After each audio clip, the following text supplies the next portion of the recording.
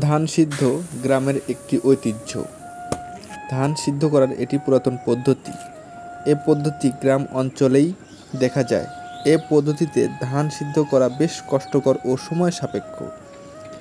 এই কাজ অনেক কষ্ট করতে হয়। ধান সিদ্ধ করতে গেলে প্রচুর পরিমাণে আগুনের দরকার হয়। আগুন দিয়ে চুলা জ্বালিয়ে ধানগুলো একটি পাত্রে বসিয়ে পানি দিয়ে সিদ্ধ করতে হয়। বর্তমান যুগে মানুষ এত কষ্ট করতে চায় না। আধুনিক ছোঁয়ায় বিভিন্ন রকমের চাল মিল থেকে তৈরি হয়েছে, যেমন রাইস মিলে খুব সহজে চাল তৈরি করা যায়। মানুষ এখন বাজার থেকে প্রসেসিং করা চাল খেতে বেশি পছন্দ করে। এরকম ঝামেলা কেউ করতে চায় না। তবে বাজারের কেনা চাল বেশ শরীরের জন্য ক্ষতিকর, তাই অনেকেই বাড়িতে চাল তৈরি করে খেতে পছন্দ করে। আমরা প্রতি বছর বাড়িতে চাল তৈরি করে খাই।